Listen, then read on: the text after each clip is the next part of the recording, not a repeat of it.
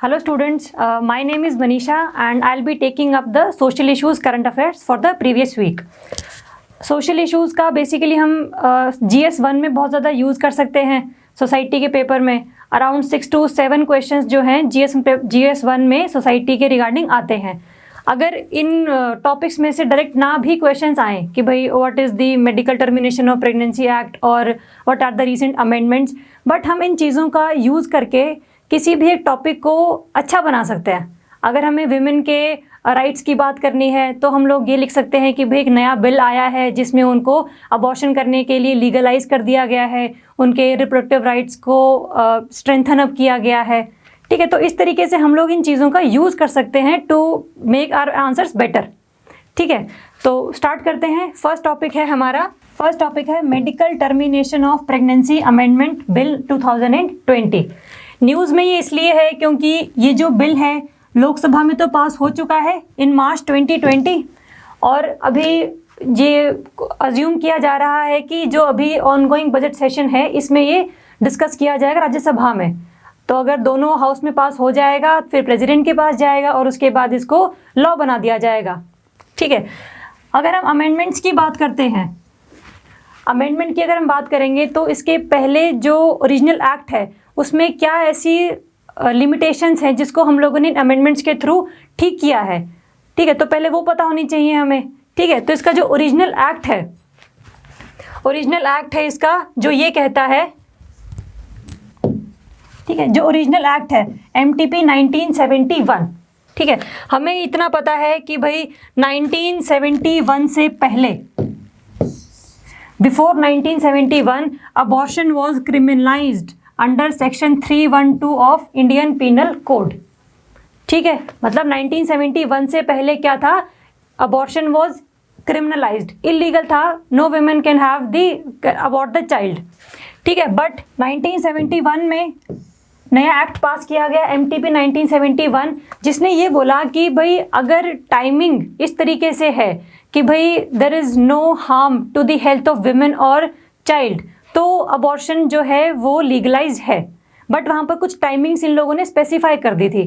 ठीक है, तो इस टाइमिंग के अकॉर्डिंग, इस एक्ट के अकॉर्डिंग जो टाइमिंग्स हैं वो क्या है, अगर प्रेगनेंसी को 12 वीक्स से कम है तो किसी भी एक रजिस्टर्ड मेडिकल प्रैक्टिशनर की कंसल्टेशन के बाद you can abort the child. अगर लेस देन 12 वीक्स है तो ठीक है, अगर 12 to 20 वीक्स के बीच में है प्रेगनेंसी की टाइमिंग तो किन्हीं भी 2 रजिस्टर्ड मेडिकल प्रैक्टिशनर की कंसल्टेशन के बाद you can abort the child. ठीक है, लेकिन अगर मोर देन 20 वीक्स हो गया है प्रेगनेंसी को तो you can not abort the child. ठीक बात है, तो ओरिजिनल एक्ट में क्या था कि अगर प्रेगनेंसी लेस देन 12 वीक्स है तो किसी भी एक RMP की कंसल्टेशन से, अगर 12 to 20 वीक्स है तो किसी भी 2 रजिस्टर्ड मेडिकल प्रैक्टिशनर्स की कंसल्टेशन के साथ, और अगर 20 वीक्स के ज़्यादा है तो you can not abort the child, मतलब abortion is illegal in nature, you can not do that. ठीक है, बट इसमें प्रॉब्लम क्या थी, प्रॉब्लम ये है कि अगर 20 वीक्स के बाद अगर फीटल एबनॉर्मेलिटीज़ देखी जाती हैं कि भाई जो चाइल्ड है उसका जेनेटिक सेटअप ऐसा नहीं है कि वो काफ़ी देर तक ज़िंदा रहे या फिर बहुत ज़्यादा बीमार रहेगा पूरी लाइफ, मतलब ऐसी कोई भी डिजीज़ जो क्योरेबल नहीं है आफ्टर हिज और हर बर्थ, तो उस फीटल एबनॉर्मेलिटीज़ के चक्कर में क्या है, अबॉर्ट तो आप कर नहीं सकते, चाइल्ड को बर्थ तो लेना ही पड़ेगा। लेकिन अब उससे क्या है, विमेन की भी हरासमेंट है, साथ में जो चाइल्ड बॉर्न हुआ है उसकी भी हरासमेंट है, तो दोनों की ही हरासमेंट है, तो फिर फ़ायदा क्या ऐसी चीज़ का, है ना।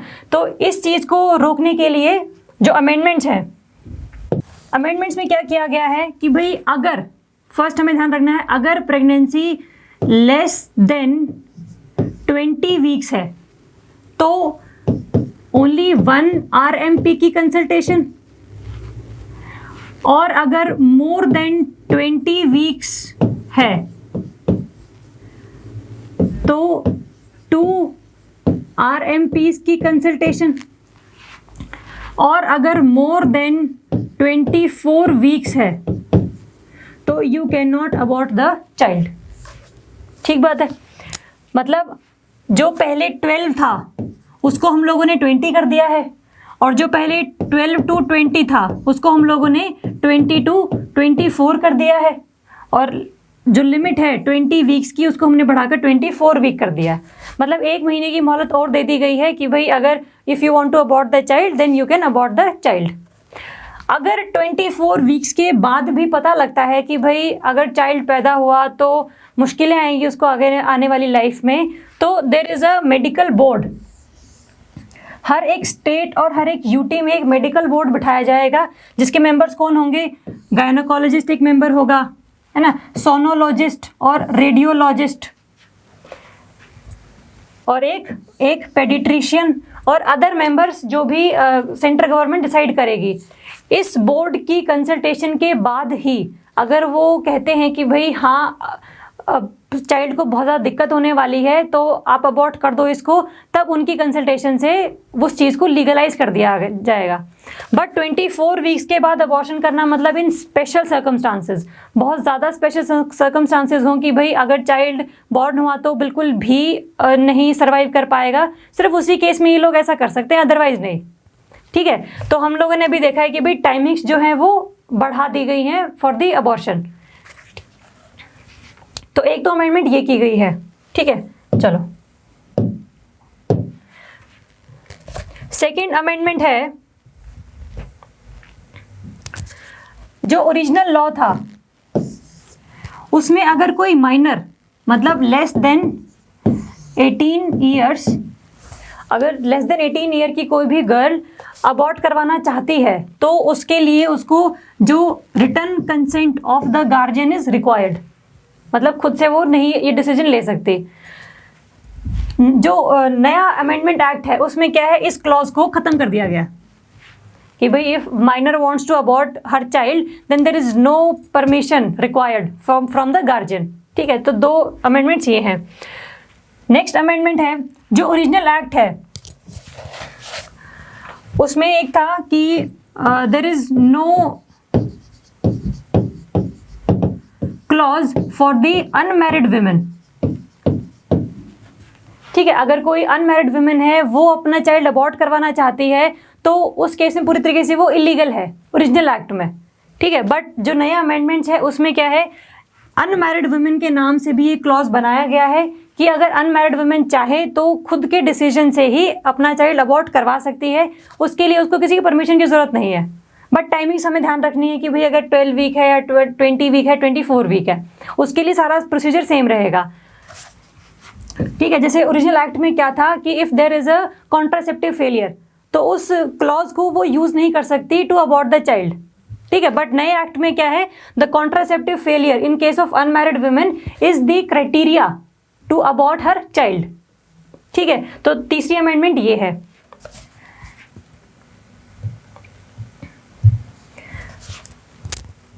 ठीक है, तो हम लोगों ने 3 अमेंडमेंट्स देखी हैं। पहले जो टाइमिंग वाली कि पहले लेस देन 12 वीक था उसको लेस देन 20 वीक कर दिया गया है, पहले 12 to 20 वीक्स था उसको 20 to 24 वीक्स कर दिया गया है।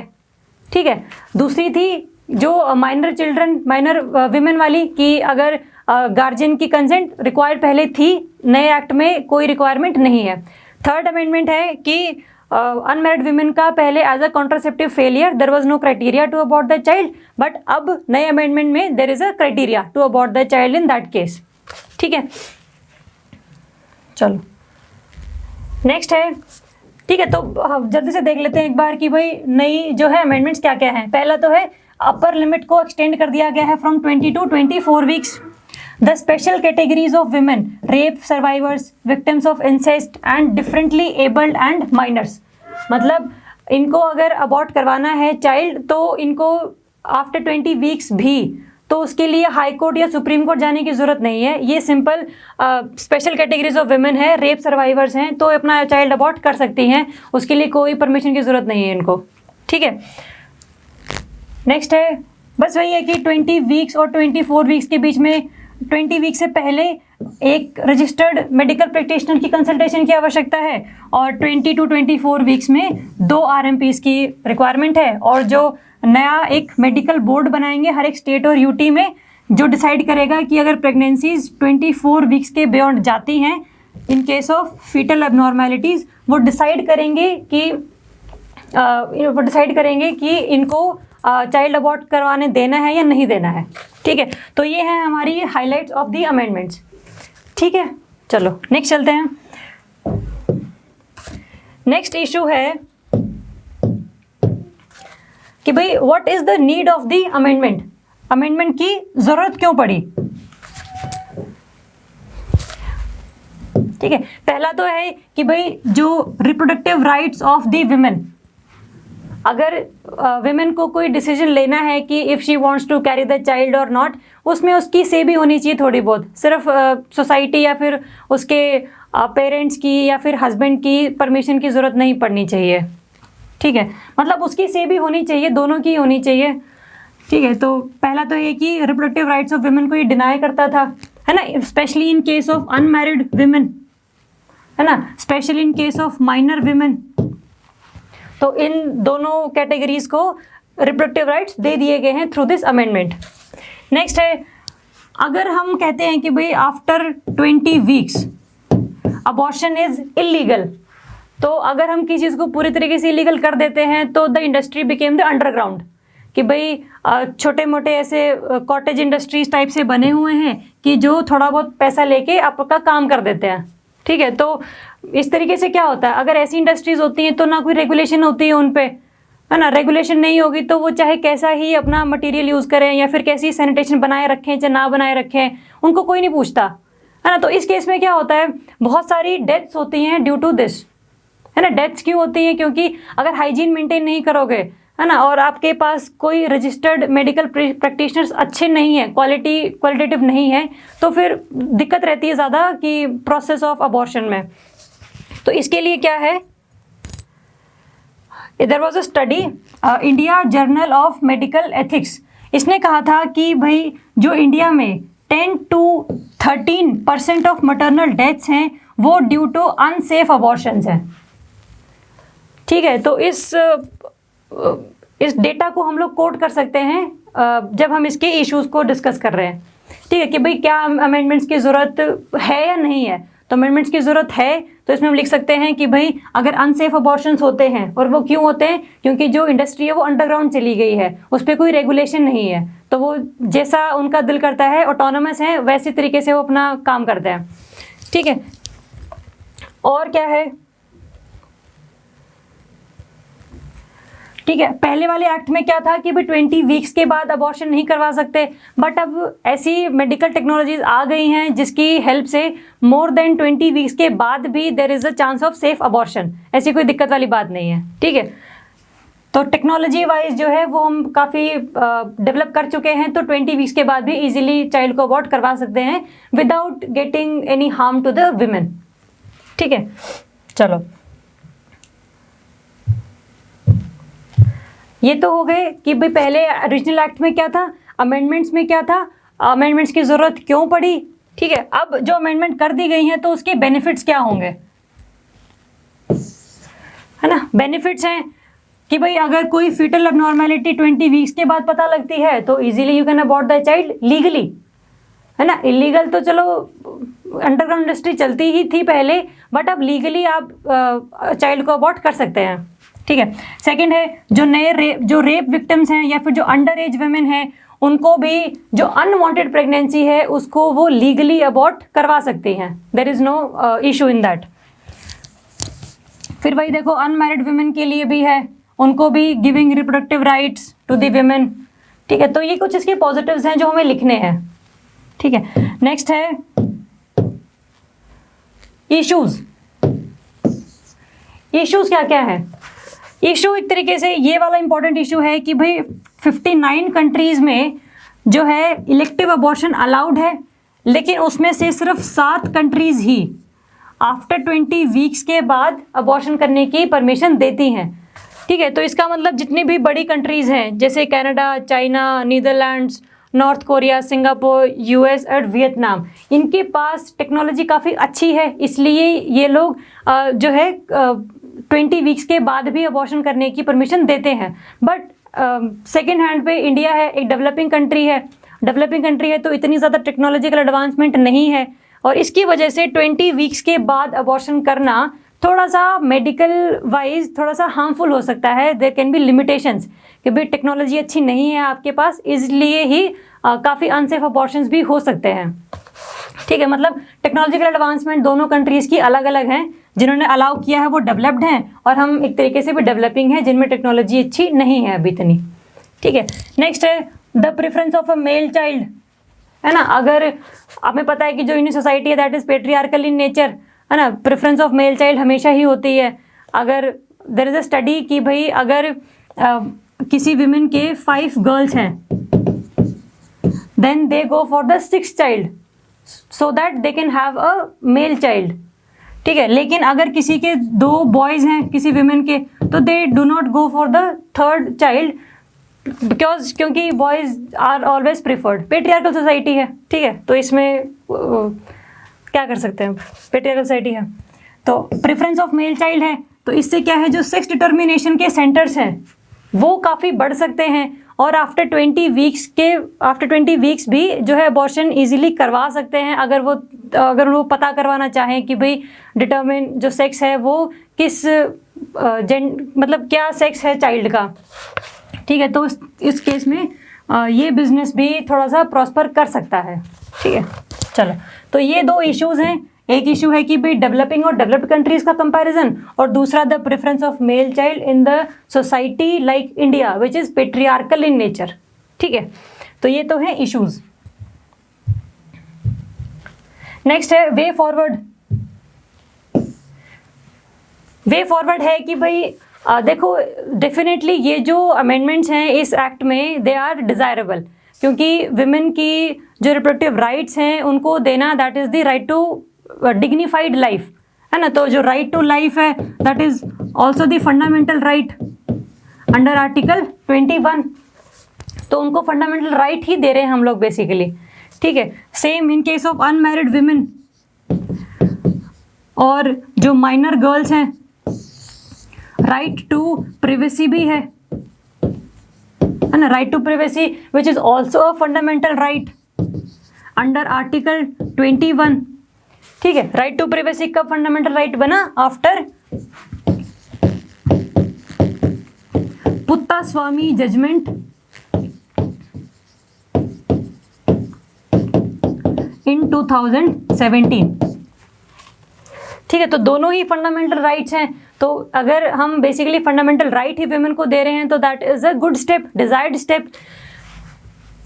बट इसमें एक वे फॉरवर्ड क्या है कि भाई जो भी हम लोगों ने अमेंडमेंट्स करी हैं इनके लिए एक स्टैंडर्डाइज्ड जो प्रोटोकॉल गवर्नमेंट बनाएगी उसको ही फॉलो किया जाना चाहिए, है ना। कि भाई अगर लेस देन 20 वीक्स के लिए 1 RMP की कंसल्टेशन की ज़रूरत है, 22 to 24 के बीच में 2 RMPs की कंसल्टेशन की ज़रूरत है, और after 24 weeks there is the decision given by the medical board which is established in every state and UT। तो ये स्टैंडर्डाइज प्रोटोकॉल जो फॉलो अप होना चाहिए, किसी का भी बीच में इस तरीके से नहीं होना चाहिए कि प्रोटोकॉल्स को इन लोगों ने जो है ब्रीच किया है, that should not be allowed.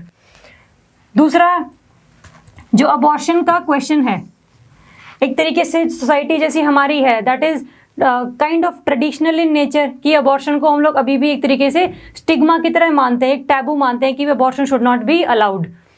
ठीक है, तो जो अबॉर्शन का क्वेश्चन है that should be decided on the basis of human rights, है ना। ह्यूमन राइट में वो वुमेन भी आएगी जो चाइल्ड कैरी कर रही है, तो अबॉर्शन करवाना है कि नहीं करवाना है उसमें उसकी से भी तो पूछो ना एक बार। ठीक है, principal of solid science and the step with the advancement in technology, कि भाई ठीक है राइट विमेन का है अबॉर्शन करवाना, बट अगर 24 या 20 वीक्स के ज़्यादा होता है तो इफ़ दे क्या ऐसी एडवांसमेंट टेक्नोलॉजी में है कि वो अबॉर्शन करवा सके या ना करवा सके, है ना। राइट्स तो दे दिए बट ठीक है, बट उसके लिए जो प्रोसीजर फॉलो अप होना है वो भी तो ढंग का होना चाहिए ना। ठीक है, तो दोनों ही हमें ध्यान रखने हैं कि भाई एक तो स्टैंडर्डाइज्ड प्रोटोकॉल्स फॉलो अप होने चाहिए in the procedure of aborting a child. और दूसरा जो क्वेश्चन ऑफ अबॉर्शन है वो एक तो ह्यूमन राइट्स को ध्यान में रखते हुए, और दूसरा कि मेडिकल एडवांसमेंट कितनी है टेक्नोलॉजीज़ में, उसको ध्यान में रखते हुए हम लोगों को वो डिसीजन लेना है। ठीक है, तो ये था फर्स्ट टॉपिक, जिसमें हम लोगों ने देखा कि भाई पहले 71 से पहले क्या था, अबॉर्शन वाज इलीगल। 71 वाले एक्ट में क्या आया, less than 12 weeks 1 RMP, 12 to 20 weeks 2 RMP, and more than 20 abortion is illegal. नए अमेंडमेंट्स में less than 20 weeks 1 RMP, 20 to 24 weeks 2 RMPs, और मोर देन 24 वीक्स के लिए there is a medical board in every state which will decide कि if there is any foetal abnormalities which can not be cured after the birth of the child, तो उस case में decision लेंगे वो। ठीक है, तो ये था पहले 71 में नो अनमैरिड वुमेन की से माइनर के केस में there was the need of the consent of guardian.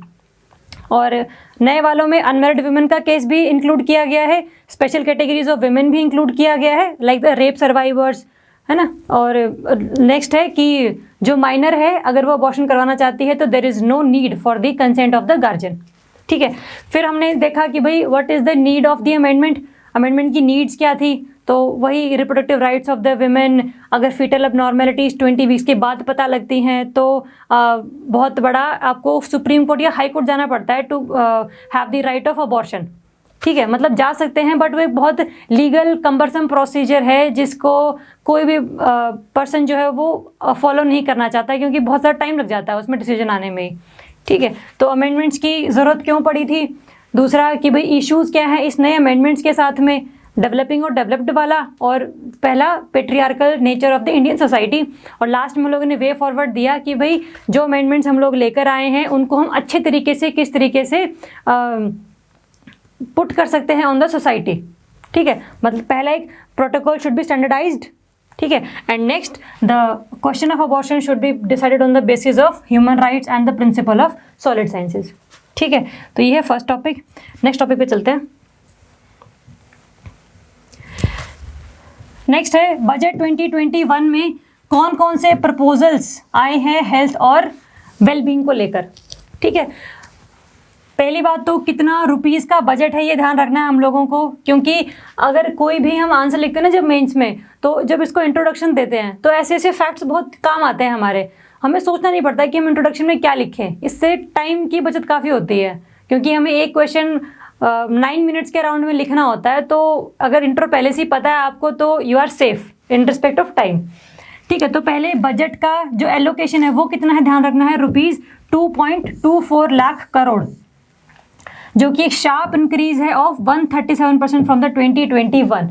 This is a good data in the favour of government, तो हम इसको इजीली कहीं पर भी यूज कर सकते हैं, no issues.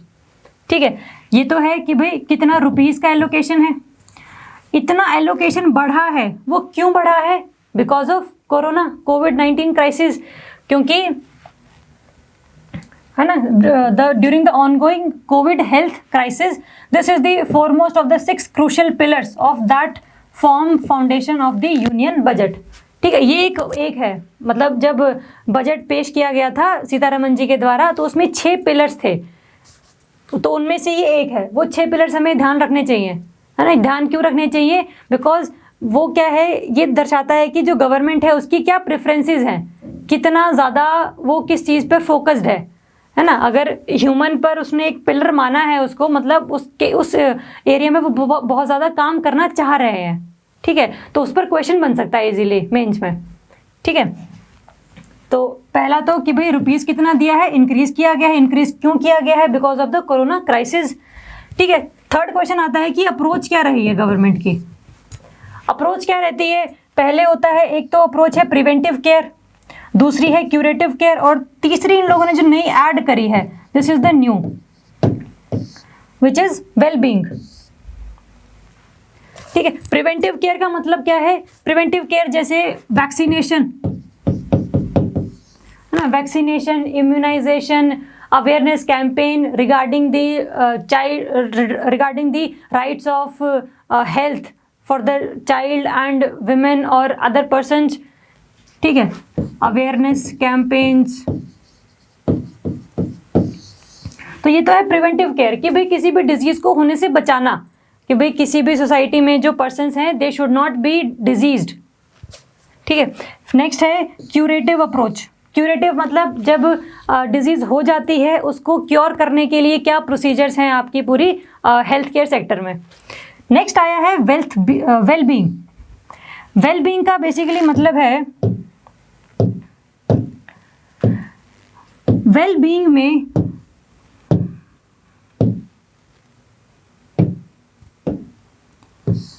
Physical health plus mental health, है ना। कोई अगर पर्सन ट्रीटमेंट लेने के लिए किसी हॉस्पिटल में गया है तो उसके साथ हरासमेंट ना हो कि भाई ये वाला फॉर्म पहले साइन करवा के लेके आओ, फिर वो वाला फॉर्म साइन करवा के लेकर आओ। अब मतलब बंदा गया है तो ट्रीटमेंट लेने के लिए तो ढंग से ट्रीट करो उसको, उसकी हरासमेंट ना करो।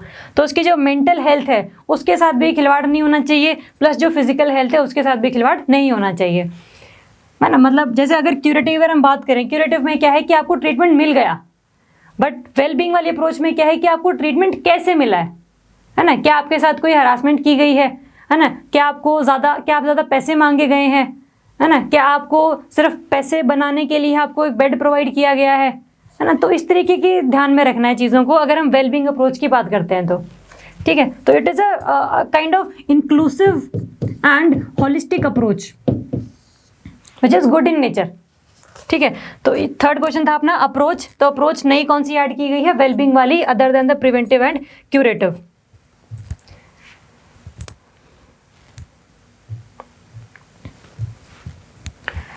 नेक्स्ट एक स्कीम लॉन्च की गई है, प्रधानमंत्री आत्मनिर्भर स्वस्थ भारत योजना। ठीक है, स्वस्थ भारत योजना एक क्या है, सेंट्रली स्पॉन्सर्ड स्कीम है। सेंट्रली स्पॉन्सर्ड का मतलब होता है जहां पर जो पूरा पैसा है वो स्टेट गवर्नमेंट नहीं लगा रही, पूरा पैसा सेंट्रल गवर्नमेंट नहीं लगा रही। देयर इज अ रेशो, जैसे 60-40 हो सकता है, 90-10 हो सकता है ना। मतलब 60 सेंट्रल गवर्नमेंट पैसे दे और 40 स्टेट गवर्नमेंट खुद लगाए अपने, 90 सेंटर दे और 10 स्टेट लगाए। तो वो डिपेंड करता है स्कीम टू स्कीम किस तरीके से वो डिसाइड करते हैं। हमें ध्यान रखना है कि आत्मनिर्भर स्वस्थ भारत योजना कैसी है, सेंट्रली स्पॉन्सर्ड स्कीम है। ठीक है, जिसमें पूरा 100% सेंट्रल लगाती है, उसको हम क्या बोलते हैं, सेंट्रल सेक्टर स्कीम। ठीक है, तो ये सेंट्रल सेक्टर स्कीम नहीं है, सेंट्रली स्पॉन्सर्ड स्कीम है। कई बार प्री में क्वेश्चन ऐसे आ जाता है कि which of the following statements are correct with respect to the प्रधानमंत्री स्वस्थ भारत योजना। फर्स्ट स्टेटमेंट ही होगी कि भाई it is a central sector scheme, है ना। तो पहले ही देखते उसको काटा मार देना। ठीक है, चलो, तो ये सेंट्रली स्पॉन्सर्ड स्कीम है, ध्यान रखना है इसको। पैसे कितने लगाए हैं, it is not our concern. पैसे लगाना ना लगाना बस एक तरीके से बजट में देना होता है, इसलिए वो लोग बता देते हैं, अदरवाइज हमारे काम की चीज़ नहीं कितना पैसा लगाए हैं। हमें बस ओवरऑल पता होना चाहिए कि भाई हेल्थ को कितना पैसा मिला है ना। तो 2.24 लाख करोड़ वो मिला है, वो हमें पता है। ठीक है, चलो नेक्स्ट है इसके बेसिकली क्या करना चाह रहे हैं स्कीम के थ्रू।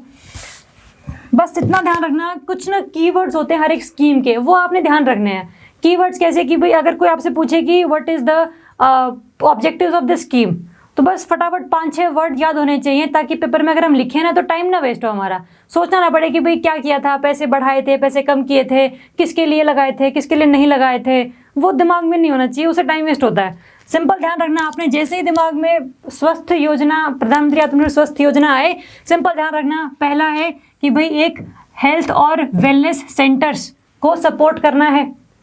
ये भी है हर एक डिस्ट्रिक्ट में, बट इनको थोड़ा सा और फंडिंग प्रोवाइड करनी है ताकि ये और अच्छी तरीके से काम कर सके। ठीक है, एक तो ये याद रखना है आपने।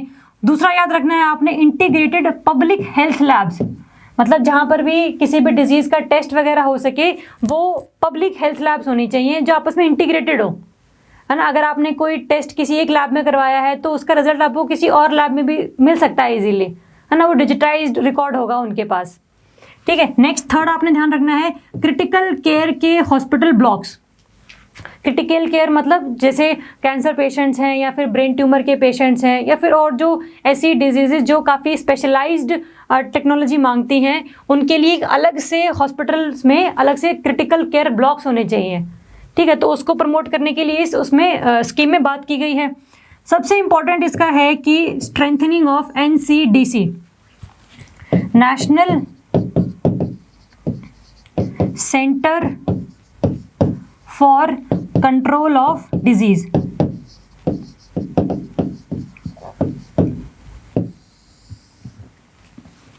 सबसे इंपॉर्टेंट पॉइंट है ये पूरी स्कीम का कि हमें NCDC को स्ट्रेंथन करना है। NCDC का वैसे बेसिकली काम क्या होता है, अवेयरनेस कैंपेन चलाना कि भाई किसी भी डिजीज़ को लेकर, जैसे डेंगू है या निमोनिया है, इससे बचने के लिए आपको क्या क्या काम करने चाहिए, वो बेसिकली ये NCDC बताता है। ये फंड प्रोवाइड करता है, जो हॉस्पिटल्स हैं उनको फंड प्रोवाइड करता है, ठीक है। तो ये बेसिकली इसकी काम है। तो इसको और पावर्स देने की कोशिश की जा रही है गवर्नमेंट के द्वारा कि भाई ये ऑटोनोमस हो, अपने डिसीजंस खुद ले सके, सेंट्रल गवर्नमेंट की परमिशन हर बार ना चाहिए हो इसको। इसमें कई सारे स्पेशलाइज्ड जो डॉक्टर्स हैं या फिर स्पेशलाइज्ड पर्सन्स हैं उनको इंक्लूड किया जाए। तो ये सब इसमें स्ट्रेंथनिंग ऑफ NCDC में काम आता है। और सबसे लास्ट है आपका expanding the integrated health information portal. Important है थोड़ा सा, बस आपने ये ध्यान रखना है कि जैसे पोर्टल है कोई भी ऑनलाइन पोर्टल कि भाई कौन सा हॉस्पिटल कहाँ पर है, किस लोकेशन पर है, कितने डिस्टेंस है मेरे यहाँ से उसका, कौन डॉक्टर्स वहाँ पर हैं, कौन स्पेशलाइज्ड डॉक्टर्स हैं किसी भी पर्टिकुलर डिजीज़ के लिए, वो सब इस पोर्टल पर मिलता है, ठीक है। इसको क्या करना है, इसको एक्सपैंड करना है। एक्सपैंड मतलब इसको हर एक रूरल एरिया तक, रिमोट एरियाज तक, अर्बन एरियाज तक, हर जगह पहुँचाना है इसको, मतलब हर एक पर्सन की रीच में हो ये वाला पोर्टल, ठीक है।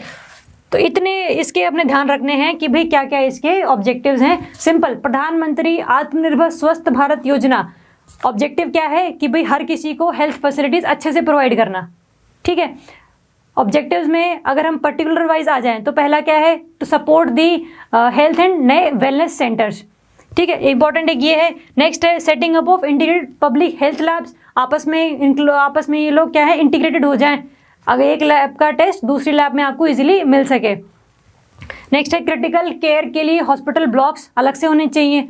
NCDC को स्ट्रेंथन करना है और जो हेल्थ इंफॉर्मेशन पोर्टल है उसको भी एक्सपैंड करना है to make it within the reach of every person, ठीक है। तो एक नई स्कीम इसमें ये लॉन्च की गई है बजट 2021 में, ठीक है। चलो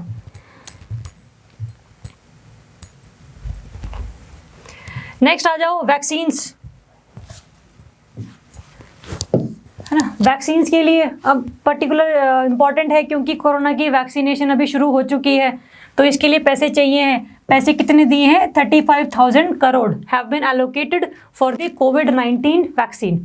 ध्यान रखना है इसको क्योंकि आगे आने वाले मेंस में कोरोना पे क्वेश्चन आना हम लोग एक्सपेक्ट कर सकते हैं। तो अगर हमसे वो पूछें कि भाई कोरोना के क्राइसिस को रोकने के लिए गवर्नमेंट ने क्या किया, तो हम एक पॉइंट इसमें डाल सकते हैं कि भाई वैक्सीनेशन के लिए जो फंड की रिक्वायरमेंट थी वो बहुत जल्दी स्टेजेस पर वो फंड हॉस्पिटल्स को और जो अदर वर्कर्स हैं उनको इजीली दे दिया गया था और वैक्सीनेशन बहुत जल्दी शुरू हो गई थी with in the 1 year of after coming of corona, ठीक है। तो ये 2 पॉइंट्स बहुत अच्छे इंट्रोडक्शन में हम लिख सकते हैं जिससे काफ़ी अच्छे मार्क्स मिलने की एक्सपेक्टेशंस हो जाती हैं, ठीक है। एक तो वैक्सीनेशन की 35,000 करोड़ दिए हैं। दूसरा क्या है, जो न्यूमोकोकल वैक्सीन है। न्यूमोकोकल वैक्सीन का बेसिकली मतलब क्या है, एक ऐसी vaccine, there is a name of bacteria, यहाँ पर है स्ट्रेप्टोकोकस न्यूमोने, ये बैक्टीरिया का नाम है ना। जैसे कोई भी डिजीज़ क्या होती है, कोई बैक्टीरिया इन्फेक्शन होता है या वायरल इन्फेक्शन होता है, जैसे कोरोना इज अ वायरस, तो ये क्या है, streptococcus pneumoniae is a bacteria. इस बैक्टीरिया से होता क्या क्या है, there is a lung infection, pneumonia होता है, ईयर इन्फेक्शन एंड मेनिंजाइटिस, ये डिजीज़ कॉज करता है ये वाली। तो इस बैक्टीरिया से ये सब ना हो, इसके लिए पहले ही इसके खिलाफ वैक्सीनेशन जो है वो प्रोवाइड कर दी जाती है। तो उस वैक्सीन का नाम क्या है, न्यूमोकोकल वैक्सीन, मतलब एक ऐसी वैक्सीन जो स्ट्रेप्टोकोकस न्यूमोनिया बैक्टीरिया के खिलाफ पहले से ही प्रोवाइड कर दी गई है। उसके लिए क्या बजट में है क्या कि जो न्यूमोकोकल वैक्सीन्स हैं जो मेड इन इंडिया है ना, बेसिकली जो मेड इन इंडिया है, नॉट द इम्पोर्टेड वंस, उनको क्या है, will be delivered across the country. अभी सिर्फ क्या है, सिर्फ 5 स्टेट्स में है, है ना। 5 स्टेट्स वो कौन से हैं हमें ध्यान रखने की ज़रूरत नहीं है, बस 5 स्टेट्स हैं, उनको हम लोगों को पूरे इंडिया में कन्वर्ट करना है, ठीक है। ये एक पर्पस है बजट का इसमें, ठीक है। तो वैक्सीन के लिए क्या है, एक तो कोरोना की वैक्सीन के लिए 35,000, और जो न्यूमोकोकल वैक्सीन है against the Streptococcus pneumoniae bacteria, जो अभी सिर्फ 5 स्टेट्स में है, उसको पूरा एक्सपैंड करना है थ्रू आउट द इंडिया, ठीक है। और वो भी क्या, जो इंडिजिनस है, मतलब जो मेड इन इंडिया है, not the imported vaccine of this pneumococcal, ठीक है। चलो नेक्स्ट है proposal to improve the nutrition levels in the country, है ना। न्यूट्रिशन लेवल के लिए बस इतना ध्यान रखना है इसमें कि एक तो मर्जर हुआ है सप्लीमेंट्री न्यूट्रिशनल प्रोग्राम का और एक पोषण अभियान का, ठीक है। पोषण अभियान और सप्लीमेंट्री न्यूट्रिशन प्रोग्राम। अब हमें अगर मर्जर की बात आई है तो ये न्यूज़ में है बेसिकली, तो ये इनका जो बेसिक पार्ट है वो पता होना चाहिए हमें कि पोषण अभियान बेसिकली था क्या, ठीक है। जिसके ऑब्जेक्टिव्स क्या थे, जिसको मर्ज किया गया है, ठीक है। तो पोषण अभियान क्या था, इसको हम और क्या बोलते हैं, नेशनल न्यूट्रिशन मिशन, जो 2018 में लॉन्च किया गया था। किसके द्वारा, by the ministry of women and child development ministry. ये ध्यान रखना, जो पोषण अभियान है हमें देख के लगता है कि हेल्थ मिनिस्ट्री ने लॉन्च किया होगा, बट ऐसा नहीं है। लॉन्च किसने किया है, women and child development ministry, ध्यान रखना, ठीक है। नेक्स्ट है इसके ऑब्जेक्टिव्स क्या थे, ऑब्जेक्टिव्स क्या थे, ऑब्जेक्टिव्स याद रखने के लिए there is a mnemonic you can use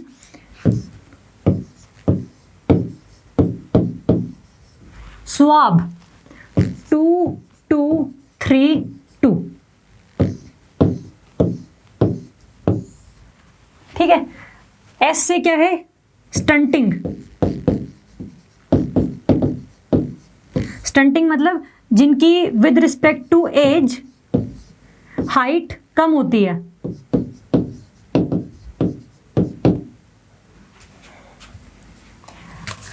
ठीक है। स्टंटिंग मतलब कोई भी अगर चाइल्ड है उसकी हाइट जो है वो कम है एज कंपेयर टू हिज और हर एज, तो मतलब चाइल्ड इज स्टंटेड।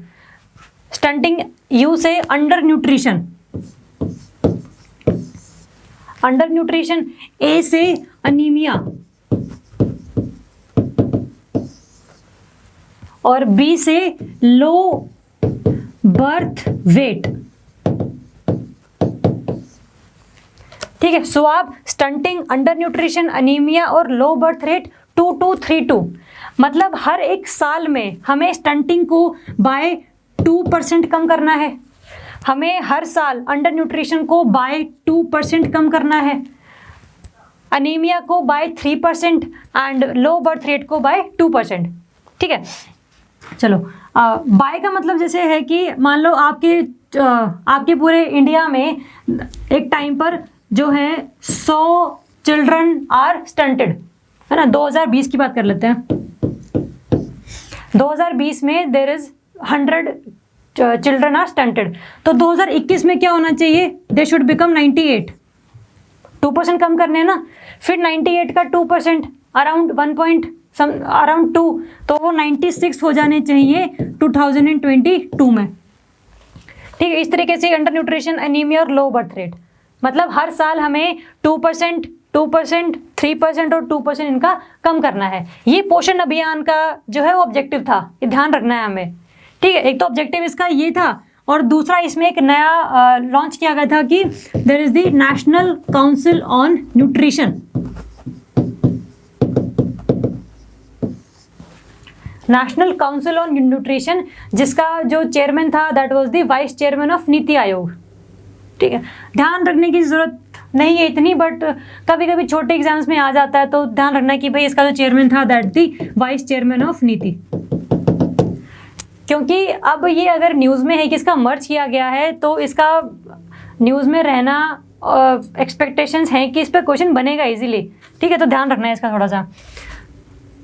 चलो ये लिख लेना, ये नोट्स में नहीं है, ठीक है। चलो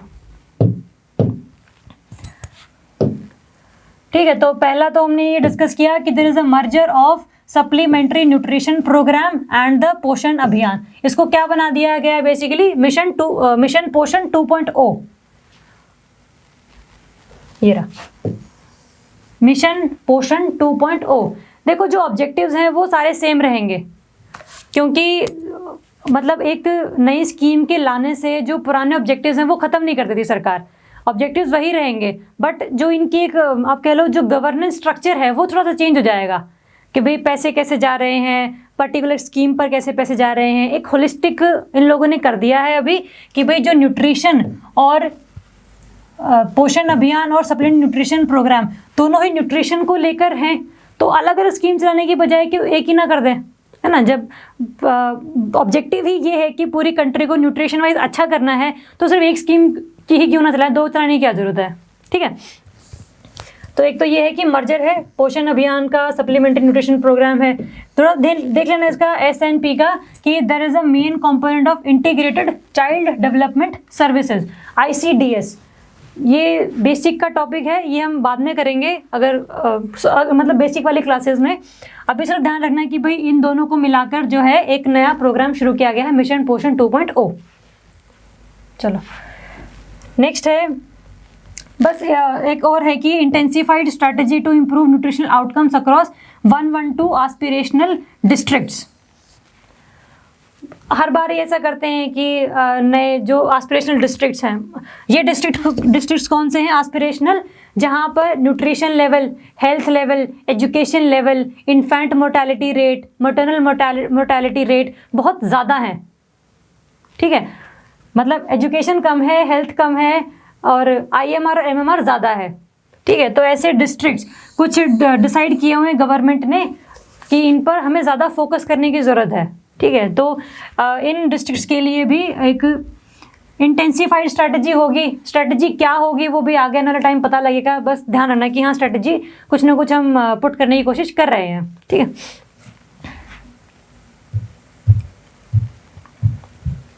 नेक्स्ट है मेजर फॉर वाटर सैनिटेशन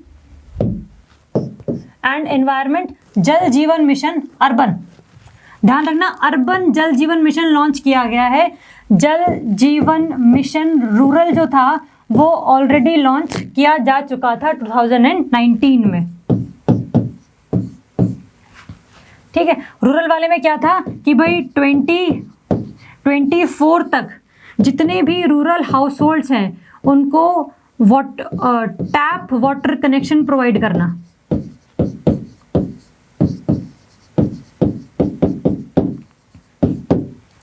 मतलब अच्छा पानी उनको प्रोवाइड करना, ये था जल जीवन मिशन रूरल का ऑब्जेक्टिव।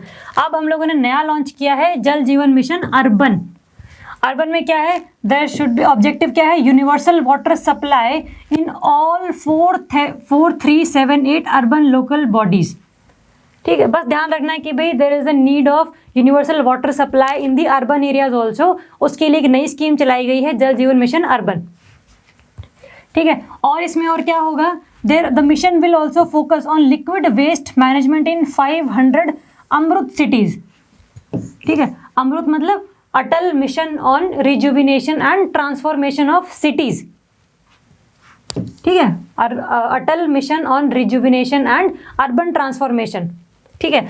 इसमें भी अर्बन ट्रांसफॉर्मेशन की बात करते हैं तो वही है कि सीवरेज होने चाहिए पूरे अर्बन एरियाज में, एस्थेटिक वैल्यू जो है सिटीज़ की वो मेंटेन रहनी चाहिए, है ना, जिससे टूरिज्म बढ़े।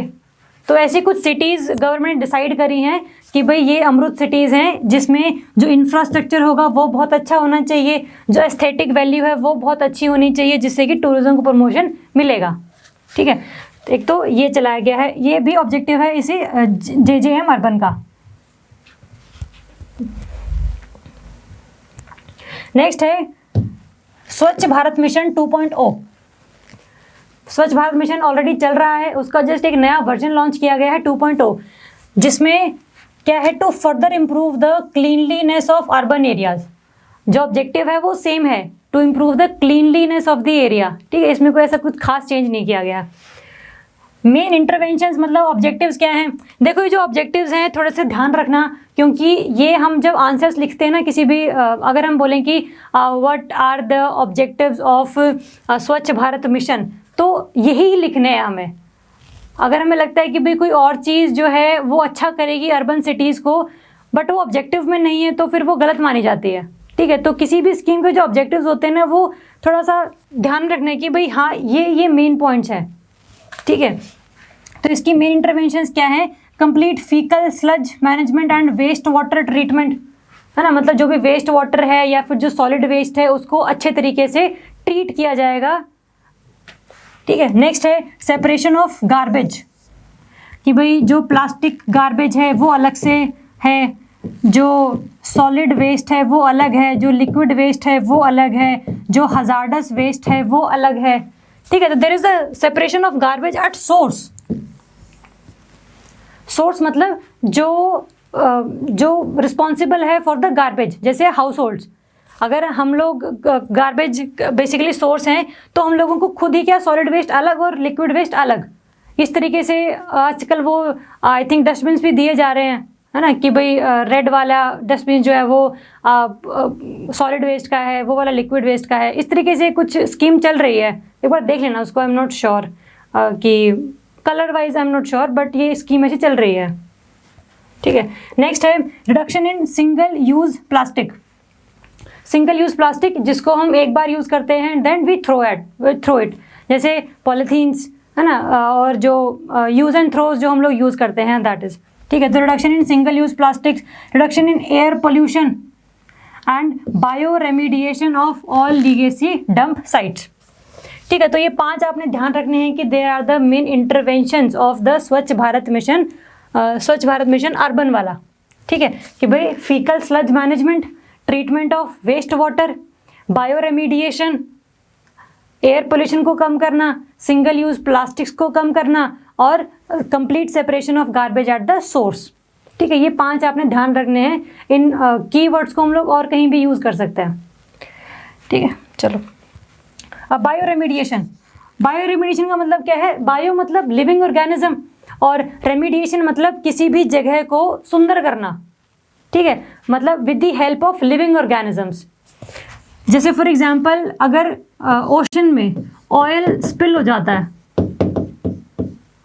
ना, काफ़ी सारे हम इंसिडेंसेस देखते हैं जहाँ पर कोई भी जो शिप है वो ऑयल कैरी कर रही है और वो एक्सीडेंट उसका हो जाता है, या फिर किसी भी टेक्नोलॉजिकल रीज़न की वजह से भी ऑयल स्पिल हो जाता है। उससे क्या होता है, पूरे वाटर में क्या है, एक तरीके से स्लज बन जाता है वहाँ पर। स्लज मतलब कुछ कीचड़ टाइप सा। ठीक है, अगर उसको हम लोग ह्यूमन इंटरवेंशन के थ्रू मतलब बंदों को लगा के जो है उसको साफ करवाएं तो बहुत ज़्यादा टाइम कंज्यूमिंग है। इसकी बजाय हम लोग क्या करते हैं, हम लोगों ने एक ऑयल जैपर बैक्टीरिया है एक, ये इंपॉर्टेंट है कि ऑयल जैपर बैक्टीरिया क्या है ना। ऑयल जैपर बैक्टीरिया बेसिकली क्या है, एक ऐसा बैक्टीरिया जो हाइड्रोकार्बन्स पर फीड करता है, मतलब उनको वो खाता है। तो ऑयल में क्या होता है, बेसिकली हाइड्रोकार्बन्स ही होते हैं। तो अगर पूरे एक ओशन में स्लज टाइप सा बन गया है, ऑयल स्पिल अगर हो गया है, तो हम इस बैक्टीरिया को वहाँ पर छोड़ देते हैं। तो जितना भी हाइड्रोकार्बन्स होता है वो उसको खा जाता है, पूरा फीड उस पर फीड करता है, क्योंकि उससे क्या होता है, after 1 or 2 months the whole site get cleaned. ना किसी ह्यूमन इंटरवेंशन की ज़रूरत पड़ी, ना ही किसी मशीन की ज़रूरत पड़ी, सिंपल हम लोगों ने एक बैक्टीरिया की हेल्प से पूरी साइट को क्लीन कर लिया। ठीक है, this process is called bio remediation, कि भाई किसी भी पोल्यूटेड जगह को दोबारा से अनपोल्यूटेड करना with the help of living organisms. And example क्या है इसका, ऑयल जैपर बैक्टीरिया, जो किसने बनाया है, TERI, the energy and resource institute of India. ठीक है, ध्यान रखना, oil zapper made by TERI. तो एक बायो रेमिडिएशन क्या है, it is a goal for the urban Swachh Bharat mission, ये भी ध्यान रखना है इसको। ठीक है, नेक्स्ट आ जाओ, व्हीकल स्क्रैपिंग पॉलिसी। ठीक है, अगर हमें पता है कि भाई कोई व्हीकल अगर बहुत पुराना हो जाता है तो वो ज़्यादा पोल्यूट करता है एनवायरनमेंट को, ज़्यादा एग्जॉस्ट छोड़ता है ना, तो इसके लिए क्या किया है गवर्नमेंट ने कि जितने भी पर्सनल व्हीकल्स हैं वो 20 साल के बाद और जितने भी कमर्शियल व्हीकल्स हैं वो 15 साल के बाद एक फिटनेस टेस्ट देंगे।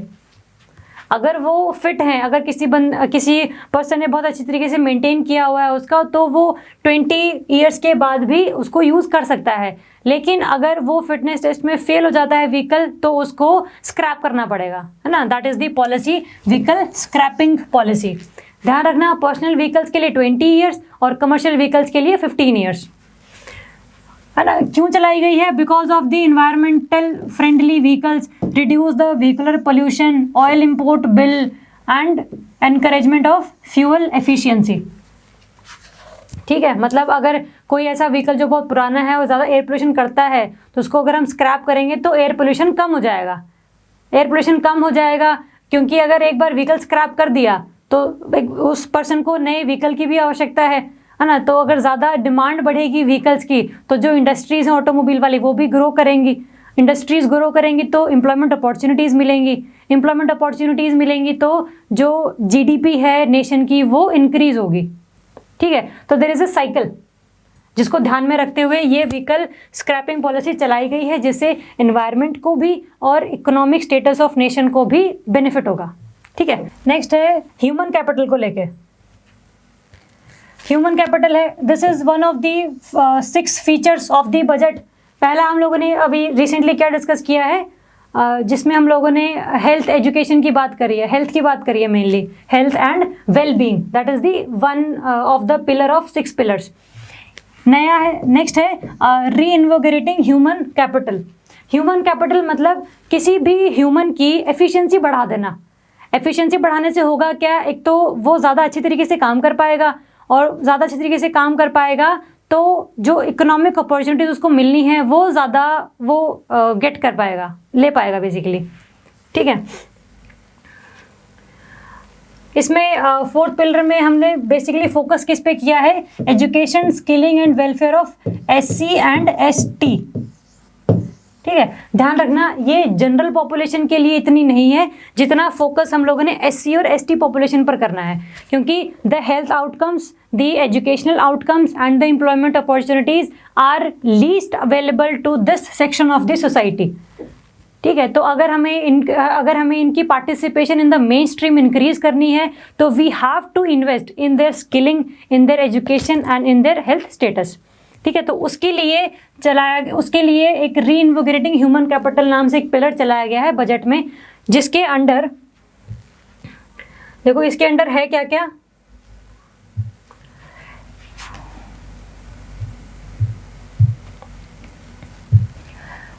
$100 न्यू सैनिक स्कूल्स खोले जाएंगे with the participation with NGOs। इतना इंपॉर्टेंट नहीं है, याद रखो ना करो मर्जी तुम्हारी, कोई दिक्कत नहीं है, छोड़ दो। ये इंपॉर्टेंट है कि भाई इन more than 15,000 schools all the components of national education policy will be implemented। अभी जो नई एजुकेशन पॉलिसी आई है जिसमें मदर टंग को भी इन लोगों ने इंक्लूड किया है कि भाई education should be in the mother tongue, vernacular languages में भी एजुकेशन मिलनी चाहिए, जो ट्राइबल स्टूडेंट्स हैं उनको उनकी ट्राइबल लैंग्वेज में एजुकेशन मिलनी चाहिए। ये सब एक तरीके से थोड़े ऊपर के ऑब्जेक्टिव्स हैं नेशनल एजुकेशन पॉलिसी के। ठीक है, मतलब एक तो जो लैंग्वेज बैरियर था वो भी खत्म कर दिया गया, क्योंकि कुछ स्टूडेंट्स हैं जो इंग्लिश मीडियम में नहीं पढ़ पाते, कुछ स्टूडेंट्स जो हिंदी मीडियम में नहीं पढ़ पाते, तो language acting as a barrier उन लोगों ने खत्म कर दिया है, क्योंकि नेशनल एजुकेशन पॉलिसी में क्या है, mother tongue, vernacular languages and tribal dialects को भी इन लोगों ने इंक्लूड करने की कोशिश की है। ठीक है, सेकेंड है जो करिकुलम है वो थोड़ा सा हॉलिस्टिक बनाने की कोशिश की गई है कि सिर्फ रोड लर्निंग ना हो, सिर्फ फोकस एजुकेशन पर ना हो, स्किल्स भी प्रोवाइड करनी है, स्पोर्ट्स एक्टिविटीज़ में पार्टिसिपेशन भी इंक्लूड करनी है। ठीक है, तो इस तरीके से एक national education policy is a desired initiative. जो भी इसके कंपोनेंट्स हैं they will be implemented in more than 15,000 schools of India. ठीक है, तो इससे होगा क्या, जो स्कूल्स हैं उनका एक तरीके से एफिशिएंसी बढ़ेगी, जो ड्रॉप आउट रेट्स हैं स्टूडेंट्स के वो कम होंगे। ठीक है, इंफ्रास्ट्रक्चर फैसिलिटीज़ भी प्रोवाइड की जाएंगी by this policy through the government. ठीक है, तो ये सब ऊपर के ऑब्जेक्टिव्स हैं NEP के, जो किए जाएंगे include in more than 15,000 schools. ये इंपॉर्टेंट है, इसको कहीं और भी कोट कर सकते हैं डिपेंडिंग अपॉन द क्वेश्चन। ठीक है, नेक्स्ट है हायर एजुकेशन के लिए। ये तो थे स्कूल एजुकेशन के लिए। हायर एजुकेशन के लिए क्या है, एक सेंट्रल यूनिवर्सिटी लद्दाख में सेटअप की जाएगी, याद रहेगा ये। ठीक है, नेक्स्ट है higher education commission of India will be set up, HECI।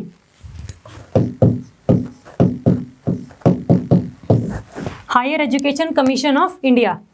ठीक है, देखो अभी क्या होता है, अभी होता है कि जो UGC है, यूनिवर्सिटी ग्रांट कमीशन, इसके दो फंक्शंस हैं। एक तो ये ग्रांट प्रोवाइड करती है कॉलेजेस को, और दूसरा ये रेगुलेशन करती है,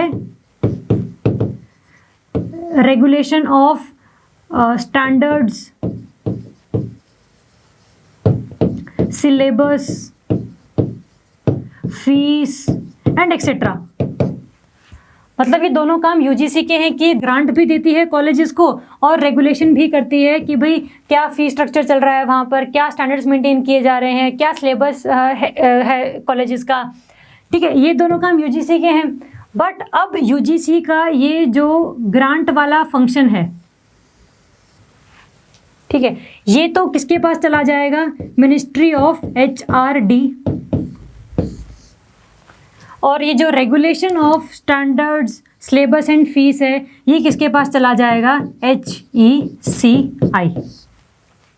ठीक है, मतलब एक तरीके से UGC को स्क्रैप करने की बात चल रही है। इसका एक ड्राफ्ट आया था पिछले साल, ड्राफ्ट HECI बिल, जिसमें रिमूवल ऑफ UGC मतलब स्क्रैपिंग ऑफ UGC की बात की गई थी। बट अभी वो पास नहीं हुआ है, लेकिन अगर पास होगा तो होगा क्या, ये जो ग्रांट वाला फंक्शन है वो मिनिस्ट्री ऑफ HRD के पास चला जाएगा, और जो रेगुलेशन वाला है वो किसके पास चला जाएगा, HECI के पास। ठीक है, तो इस बजट में भी क्या फोकस किया गया है कि नया HECI सेटअप किया जाना चाहिए। क्यों किया जाना चाहिए, UGC में ऐसी क्या लिमिटेशंस थी कि वो रिप्लेस किया जा रहा है HECI के द्वारा। ये एक तरीके से होमवर्क है आपके लिए, आप देख सकते हो कि भाई what are the lacunas in the implementation of UGC's function. ठीक है, ये देखना एक बार। नेक्स्ट है ग्लू ग्रांट वाला, to create umbrella structure for better synergy amongst various research institutions. मतलब जितने भी रिसर्च इंस्टीट्यूशंस हैं, चाहे वो IITs हैं, चाहे वो IIMs हैं, इनके बीच में रिसर्च एंड डेवलपमेंट पर एक सिनर्जी बिठाए रखने के लिए, मतलब एक तरीके से इनको इंटीग्रेट करने के लिए there will be another grant, glue grant.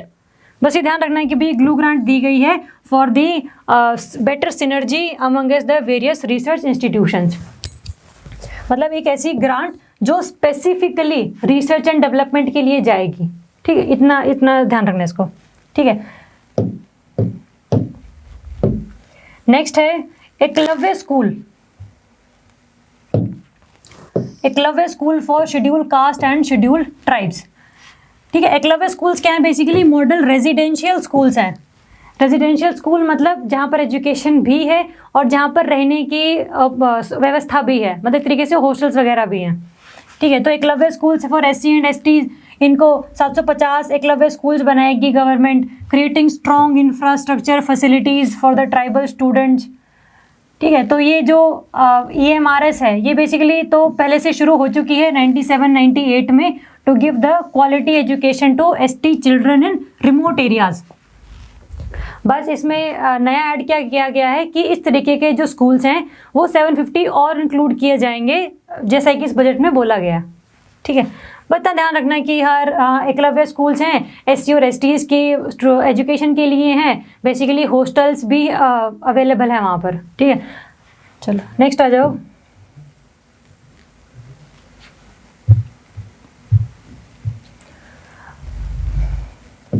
Raise government expenditure to cut out of pocket expenditure. ठीक है, चलो आउट ऑफ पॉकेट एक्सपेंडिचर होता क्या है, it refers to people spending their own money to get treated.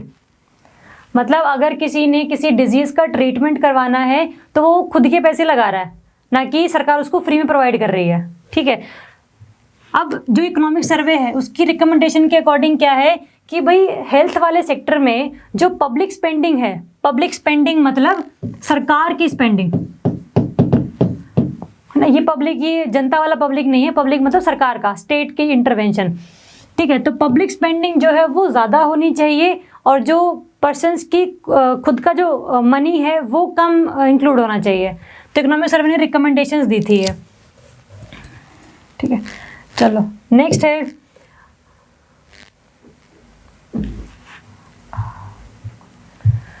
है। Out of pocket expenditure अगर ज़्यादा होता है तो इससे होता क्या है, मतलब इकोनॉमिक सर्वे ने ऐसा क्यों कहा कि भाई आउट ऑफ पॉकेट एक्सपेंडिचर कम करना है पर्सन्स के लिए और गवर्नमेंट की स्पेंडिंग बढ़ानी है ना। तो होता क्या है, if out of pocket expenditure is more, मतलब ज़्यादा पैसा हेल्थ सेक्टर में जा रहा है किसी भी पर्सन का, उससे होता क्या है, द पर्सन बिकम पुअर। अब अगर पर्सन के पास पैसे नहीं है और चीज़ों के लिए, हेल्थ पे सारे लगे तो एजुकेशन पर कॉम्प्रोमाइज़ होगा और जो लेजर एक्टिविटीज़ हैं उन पर कॉम्प्रोमाइज़ होगा, है ना। तो ये सब ना हो तो इसलिए आउट ऑफ पॉकेट एक्सपेंडिचर जो है वो कम होना चाहिए। सरकार को ज़्यादा इनिशिएटिव्स लेने चाहिए अच्छी हेल्थ फैसिलिटीज़ प्रोवाइड करने के लिए, ठीक है। चलो, अगर हाई ओओपी तो पर्सन बिकम पुअर। अगर कोई पर्सन पुअर है तो उसकी जो एफिशिएंसी होती है वो कम हो जाती है, एफिशिएंसी डिक्रीजेस, क्योंकि पुअर है तो न्यूट्रिशनल वैल्यूज इतनी ज़्यादा नहीं है खाने में, क्योंकि जो न्यूट्रिशनल प्रोडक्ट्स हैं वो महंगे आते हैं, तो महंगे के लिए तो पैसे हैं नहीं, तो उसके लिए न्यूट्रिशनल लेवल कम हो जाएगा तो एफिशिएंसी कम हो जाएगी। एफिशिएंसी कम होगी तो इसको जो एम्प्लॉयमेंट अपॉर्चुनिटीज़ होंगी वो कम मिलेंगी, क्योंकि एफिशिएंसी ही कम है ना, बंदा बीमार रहता है ज़्यादा या फिर बहुत स्लो काम करता है, तो इस तरीके से जो एम्प्लॉयमेंट अपॉर्चुनिटीज़ है वो भी नहीं मिलेंगी।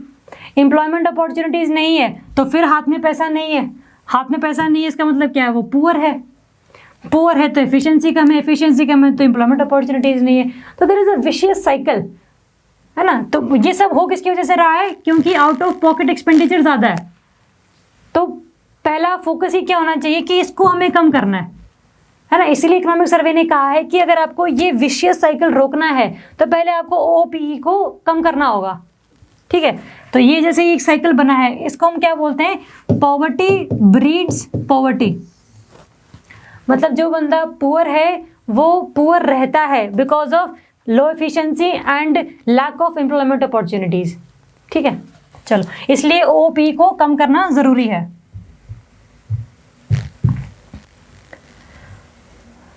अब बजट में हेल्थ के ऊपर कुछ इनिशिएटिव्स, ये तो पुराने वाले हैं, जैसे नेशनल हेल्थ मिशन है, प्रधानमंत्री जन आरोग्य योजना है, ठीक है। जैसे नेशनल हेल्थ मिशन है, प्रधानमंत्री जन आरोग्य योजना बात कर लेते हैं पहले एक बार। इसमें क्या है, एक आयुष्मान भारत स्कीम आई थी, उसका एक कंपोनेंट है हेल्थ एंड वेलनेस सेंटर्स और दूसरा कंपोनेंट है प्रधानमंत्री जन आरोग्य योजना, ठीक है। मतलब स्कीम आयुष्मान भारत है लेकिन कंपोनेंट क्या है, एक PMJAY और दूसरा है हेल्थ एंड वेलनेस सेंटर्स। इसमें क्या है, basically per family 5 lakh rupees per annum, हर एक फैमिली को हर साल 5 लाख रुपए मिलेंगे for the secondary and tertiary care, not the primary care. ध्यान रखना इस चीज़ को, क्योंकि कभी प्री में क्वेश्चन क्या आता है कि PMJAY is for the giving the primary secondary and tertiary care, नहीं, सिर्फ सेकेंडरी एंड सिर्फ टर्शरी केयर, ठीक है। तो ये तो है PMJAY, तो ये तो है कि इनिशिएटिव्स जो पहले से गवर्नमेंट चला रही है, ठीक है। और इसमें आप क्या इंक्लूड कर सकते हो, जो पहले वाली प्रधानमंत्री आत्मनिर्भर स्वस्थ भारत योजना है ना, नेशनल हेल्थ मिशन, प्रधानमंत्री जन आरोग्य योजना, ये सारी स्कीम्स हमें याद होनी चाहिए। इनका बेसिक जो ऑब्जेक्टिव है वो याद होना चाहिए, क्योंकि इनको या तो हम लोग ऐसे में कोट कर सकते हैं या फिर GS पेपर 1 में आप जब हम कंक्लूजन लिखते हैं कि भाई ये स्कीम्स चलाई जा रही हैं और बेटर पोजीशन हो सकती है इंडिया की if we implement these policies in a better and holistic manner, ठीक है। तो कंक्लूजन हमें याद रखने की ज़रूरत नहीं है, सिंपल हमें पता है कि भाई ये स्कीम्स की better implementation is the conclusion, ठीक है। चलो,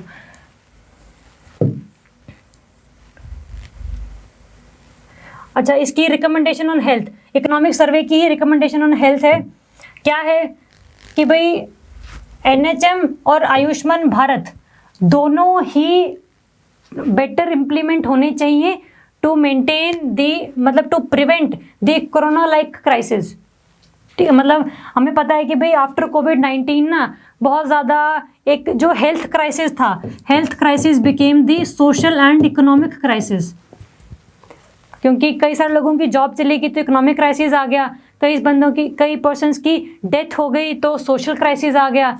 मतलब एक हेल्थ क्राइसिस को हम लोग एक सोशल एंड इकोनॉमिकल क्राइसिस बनने से रोक नहीं पाए।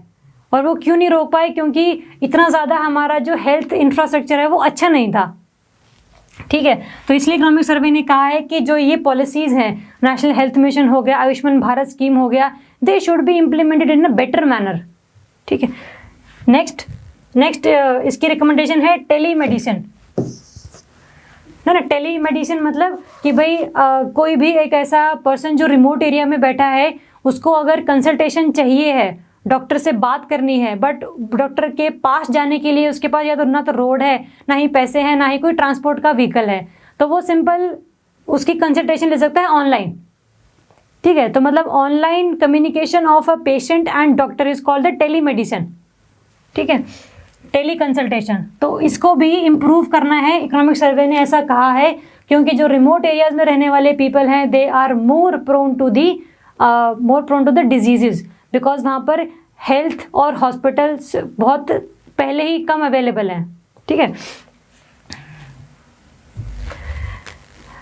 नेक्स्ट है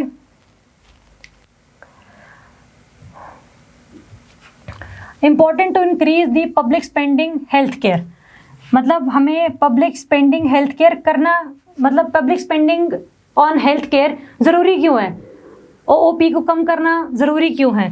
पहला तो इकोनॉमिक सर्वे ने ये कहा है कि भाई अगर हम पब्लिक स्पेंडिंग ऑन हेल्थ 1% से 2.5 to 3% ऑफ जीडीपी करते हैं, तो इससे होता क्या है कि जो ओओपी है वो 65% से 35% आ जाएगा। मतलब अगर जो गवर्नमेंट की स्पेंडिंग है 1% ऑफ जीडीपी से 2.5 to 3% ऑफ जीडीपी हो जाए, तो उससे जो ओओपी है that would be decreased bye 35%।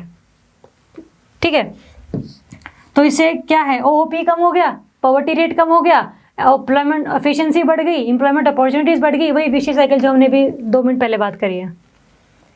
ठीक है, तो एक तो ये रिकमेंड किया है इकोनॉमिक सर्वे ने। ठीक है, नेक्स्ट है regulator for the health sector. Regulator for the health sector मतलब एक हेल्थ सेक्टर में रेगुलेशन बहुत ज़रूरी है। रेगुलेशन ज़रूरी क्यों है? Because of the information asymmetry. Information asymmetry का मतलब होता है कि इंफॉर्मेशन जो है वो अलग अलग सेक्शंस को नहीं मिली हुई है। मतलब एक सेक्शन के पास बहुत इन्फॉर्मेशन है और दूसरे सेक्शन ऑफ द सोसाइटी के पास बहुत कम इन्फॉर्मेशन है। जैसे फॉर एग्जांपल अगर हम इंश्योरेंस प्रैक्टिसेस की बात करें तो कुछ इंश्योरेंस कंपनीज हैं और वो पर्सन्स जो इंश्योरेंस बाय करते हैं, अगर ऐसी कंपनीज जिनके पास इंफॉर्मेशन ज़्यादा है as compare to the persons, इससे होता क्या है, पर्सन्स गेट एक्सप्लॉयटेड। मतलब या तो इनको इंश्योरेंस का जो प्रीमियम है वो ज़्यादा देना पड़ता है ना, या फिर और तरीके से एक्सप्लॉयट होते हैं कि भाई जो ट्रीटमेंट का पैसा है वो बहुत लेट इनको मिल रहा है ना, तो इस तरीके से हरासमेंट होती है। तो that is why we need a regulator for the health sector, कि भाई हेल्थ सेक्टर में कोई भी इंश्योरेंस कंपनी हो, चाहे वो हॉस्पिटल्स हो, चाहे वो पर्सन्स हो, चाहे वो मेडिकल और फार्मास्यूटिकल्स की कंपनीज हो, इन सब पर एक रेगुलेशन बनाए रखनी है ताकि पर्सन्स की एक्सप्लॉयटेशन से बचाया जा सके। ठीक है, तो एक regulator for the health sector. ठीक है, तो दो क्या क्या रिकमेंडेशन दी इकोनॉमिक सर्वे ने हेल्थ को लेकर, आउट ऑफ पॉकेट एक्सपेंडिचर को लेकर, कि भाई एक तो ओओपी को हमें कम करना है क्योंकि वो विशियस साइकिल से बचना है। और रिकमेंडेशन क्या है कि नेशनल हेल्थ मिशन और आयुष्मान भारत को बेटर इम्प्लीमेंट करना है। टेली मेडिसिन को इम्प्रूव करना है ताकि रिमोट एरिया में रहने वाले पीपल को ज़्यादा अपॉर्चुनिटीज़ मिल सके डॉक्टर से बात करने के लिए। ठीक है, और दूसरा कि भाई जो पब्लिक स्पेंडिंग है on health care that should be increased from the 1% to 2.5 to 3%, ताकि जो आउट ऑफ पॉकेट एक्सपेंडिचर है वो 65% से 35% हो सके।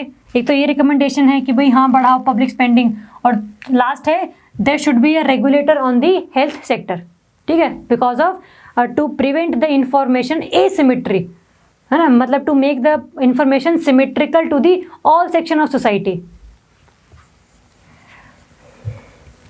ठीक है, चलो नेक्स्ट है economic survey introduces a bare necessities index BNI। ठीक है, इंडेक्स है एक तरीके से, इंडेक्स है मतलब स्टेट्स की रैंकिंग होगी। रैंकिंग किस बेसिस पर होगी? There are 5 parameters.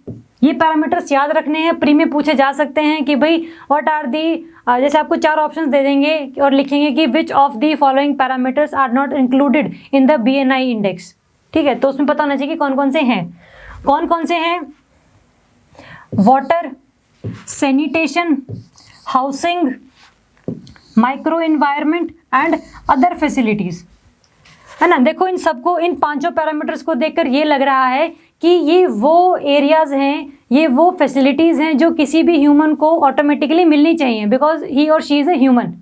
वाटर की फैसिलिटी होनी चाहिए, सैनिटेशन होना चाहिए, हाउसिंग होना चाहिए, माइक्रो एनवायरनमेंट मतलब पोल्यूशन नहीं होना चाहिए इंडोर, जैसे जो चूल्हे पर लेडीज़ खाना बनाती हैं उससे क्या होता है, बहुत ज़्यादा एयर पोल्यूशन होता है, जिससे उनकी हेल्थ और उनके जो लंग्स हैं उन पर काफ़ी नेगेटिव इफेक्ट पड़ता है, तो वो नहीं होना चाहिए। उसकी बजाय क्या होना चाहिए? They should use the LPG, है ना, जैसा कि प्रधानमंत्री उज्ज्वला योजना में प्रोवाइड किया गया है इन्हें। और दूसरा अदर फैसिलिटीज़ जैसे कोई भी नॉर्मल इलेक्ट्रिसिटी होनी चाहिए, है ना, और हेल्थ जो सेक्टर है वहाँ पर इनकी हरासमेंट नहीं होनी चाहिए। तो अदर फैसिलिटीज़ मतलब एक ऐसी नेसेसिटीज़ जो हर एक सेक्शन ऑफ सोसाइटी को मिली होनी चाहिए। They should be not discrimination in that. ठीक है, तो ये 5 पैरामीटर्स आपने ध्यान रखने हैं, और ये रैंकिंग निकाली किसने है? इकोनॉमिक सर्वे ने। ठीक है, एक तो रैंकिंग है, पैरामीटर्स आपने ध्यान रखने हैं, और तीसरी इसकी अप्रोच ध्यान रखनी है कि भाई किस अप्रोच को लेकर जो है ये किस अप्रोच को लेकर इकोनॉमिक सर्वे ने ये इंडेक्स जारी किया है। अप्रोच कौन सी है? Basic needs. बेसिक नीड्स मतलब जो बेसिक हैं आपको अच्छी डिग्निफाइड लाइफ जीने के लिए।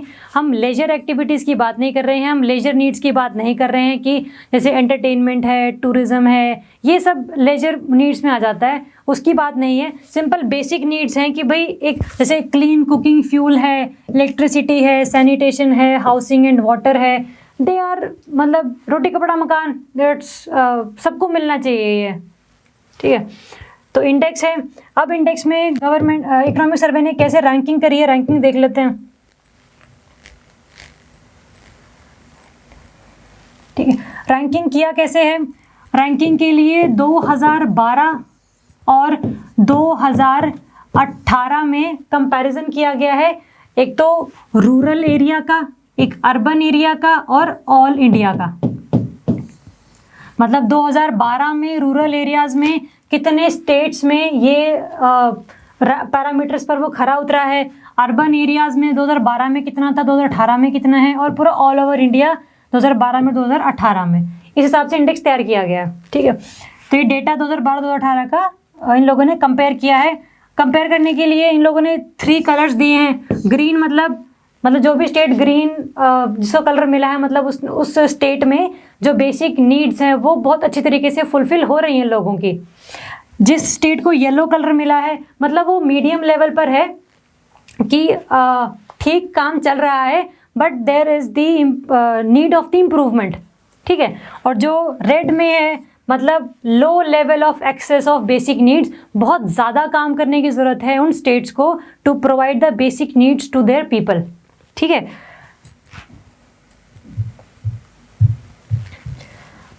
कैसे इन लोगों ने कैसे इकोनॉमिक सर्वे ने स्टडी किया है? देखो, ये है पूरा रूरल और अर्बन मिला के, ये 2012 का है और ये 2018 का है। ठीक है, 2012 में देखो सारे स्टेट्स या तो येलो हैं या फिर रेड है, ग्रीन सिर्फ एक गोवा है। ठीक है, और अगर हम 2018 की बात करें तो काफ़ी सारे स्टेट्स ने इम्प्रूव किया है। और ज़्यादा इम्प्रूवमेंट किस में देखने को मिल रही है? देखो, पंजाब, हरियाणा, गुजरात, केरला, सिक्किम एंड मिजोरम।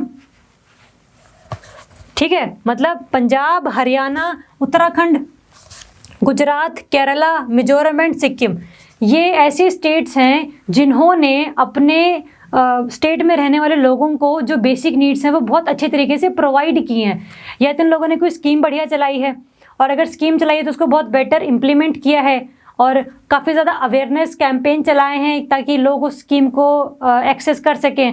मतलब कुछ इनिशिएटिव इन स्टेट्स ने ऐसे लिए हैं जिससे कि इनकी पोजीशन अच्छी हो गई इस इंडेक्स में। ठीक है, ये तो है पूरा पूरा ऑल ओवर इंडिया का। ठीक है, तो स्टेट्स ध्यान रखना, कभी कभी क्या होता है मॉडल्स पूछते हैं, या मॉडल्स हम लोग कोट कर सकते हैं आंसर्स में, जैसे केरला मॉडल, दिल्ली मॉडल, ये सारे ऐसे मॉडल्स हैं, गुजरात मॉडल, कि किसी भी स्टेट की डेवलपमेंट के लिए देयर आर मेनी चांसेस जो आप सीख सकते हैं अदर स्टेट से, कि गुजरात ने अपने आप को कैसे डेवलप किया है, केरला में इतनी विमेन एम्पावरमेंट क्यों है, इतनी लिटरेसी रेट ज़्यादा क्यों है, हेल्थ फैसिलिटीज़ इतनी अच्छी क्यों हैं, प्राइमरी हेल्थ सेंटर्स वहाँ पर इतने अच्छे क्यों हैं। तो ये कुछ मॉडल्स हैं जिनको अलग जो दूसरी स्टेट्स हैं वो भी उनसे लर्न कर सकते हैं। ठीक है, तो ध्यान रखना कि भाई इन स्टेट्स ने काफ़ी काम किया है अपने आप को डेवलप करने के लिए। ये पूरा ऑल ओवर इंडिया का हम लोगों ने मैप देखा है। ठीक है, ये है रूरल इंडिया का। रूरल इंडिया में देखो 2012 में ऑलमोस्ट सारा ही इंडिया जो है वो रेड लाइन पर है। मतलब पूरे रूरल इंडिया में कोई भी, मतलब मेजॉरिटी ऑफ द स्टेट्स ऐसे हैं जहाँ पर लोगों की बेसिक नीड्स ही पूरी नहीं हो रही हैं। ठीक है, और 2018 में क्या हुआ है? 2018 में देखो रूरल एरिया में येलो से ग्रीन चला गया पंजाब। मतलब पंजाब ने जो रूरल एरिया है वहाँ पर ही बहुत अच्छा काम किया है। रूरल मतलब जहाँ पर ऑक्यूपेशन बेसिकली क्या है, एग्रीकल्चर। और अगर ये येलो टू ग्रीन हुआ है रूरल एरिया में तो मतलब एग्रीकल्चर पर बहुत ज़्यादा फोकस किया है स्टेट ने। या तो उनको free fertilisers, free electricity, free water, subsidised fertilisers, free नहीं। ठीक है, तो इस तरीके से एग्रीकल्चर को बहुत प्रमोट करने की कोशिश की गई है। तो इससे हम पंजाब से क्या लर्न कर सकते हैं? जैसे हरियाणा लर्न कर सकता है, क्योंकि देखो ये येलो है, अभी भी येलो है, तो इसको ग्रीन होने के लिए क्या है कि एग्रीकल्चर पर फोकस करें, है ना। जैसे पंजाब ने किया है वैसे ही काम इनको भी करना चाहिए। ठीक है, और देखो इसमें कोई सिक्किम है, येलो से ग्रीन हुआ है, केरला है, येलो से ग्रीन है, गोवा है, येलो से ग्रीन है। मतलब रूरल एरिया में भी केरला, गोवा, पंजाब, सिक्किम, ये वाले स्टेट्स अच्छे हैं जिन्होंने अच्छा परफॉर्म किया है। नेक्स्ट है अर्बन इंडिया वाला। अर्बन इंडिया देखो पहले भी अच्छा था थोड़ा सा, और अब भी ठीक ठाक ही है। अर्बन एरिया में ध्यान रखना कि भाई ये जो है स्टेट बिहार में काफ़ी इम्प्रूवमेंट हुई है। पहले ये रेड जोन में था, अब ये येलो जोन में आया है, और बाकी जितने भी स्टेट्स येलो में थे वो ग्रीन में गए हैं। ध्यान रखना कि भाई हाँ, अर्बन एरिया पहले भी डेवलप्ड थे और अब भी काफ़ी डेवलप हुए हैं after the better implementation of the schemes. ठीक है, बस लेकिन ज़्यादा ध्यान हमें किस में रखना है? इस वाले में जो ऑल इंडिया वाला है। ऑल इंडिया का ध्यान रखना, कहीं डेटा कोड करना हो तो अर्बन रूरल ना भी करना हो, याद ना भी रहे तो भी कोई दिक्कत वाली बात नहीं है। ऑल इंडिया का इसलिए ध्यान रखना कि भाई जो स्टेट्स हैं जैसे हरियाणा, पंजाब, गुजरात, केरला, सिक्किम और मिजोरम, इन्होंने बहुत ज़्यादा इम्प्रूवमेंट किया है in their to provide the basic needs to their people. ठीक है, और अभी स्टेट्स ऐसे जो इन्होंने इम्प्रूवमेंट नहीं कर पाए हैं जैसे उड़ीसा, वेस्ट बंगाल, झारखंड, इन्होंने अभी भी इतना इम्प्रूव नहीं किया है। और सेम बात इकोनॉमिक सर्वे ने भी बोली है। देखो इकोनॉमिक सर्वे की फाइंडिंग्स क्या क्या हैं। According to the survey 2021, bare necessities has improved across all states in the country as compared to 2012। मतलब जो पहले रेड जोन में थे वो येलो में आ गए हैं, जो येलो वाले थे वो ग्रीन में आ गए। मतलब हर एक स्टेट ने जो 2012 में वो था उससे तो इम्प्रूवमेंट किया ही है, भले ही रेड वाला ग्रीन में ना आए बट वो येलो में तो ज़रूर आया है। ठीक है, और हाईएस्ट किस में इम्प्रूवमेंट है? केरला, पंजाब, हरियाणा, गुजरात। और और जो लोवेस्ट है वो किस में है, उड़ीसा, झारखंड, वेस्ट बंगाल एंड त्रिपुरा। तो ध्यान रखना ये अच्छे स्टेट्स हैं और ये वाले ऐसे स्टेट्स हैं जिन्होंने लाइफ ऑफ पीपल को इम्प्रूव करने के लिए उनको बेसिक नीड्स प्रोवाइड नहीं करवाई हैं। There is very low improvement in their status. ठीक है, चलो नेक्स्ट है। अच्छा, इकोनॉमिक सर्वे ने और क्या कहा है कि भाई इसके रीजंस क्या हैं, रीजंस क्या क्या हैं कि भाई क्यों सभी स्टेट्स ने वो रेड टू येलो है और येलो टू ग्रीन हुए हैं, उसके रीजंस क्या हैं। रीजन इसने बोला है कि भाई जो भी Swachh Bharat mission in the sector of sanitation, national rural drinking water programme drinking water वाले में, प्रधानमंत्री आवास योजना हाउसिंग सेक्टर में, सौभाग्य स्कीम मतलब इलेक्ट्रिसिटी, और उज्ज्वला योजना फॉर द माइक्रो एनवायरमेंट।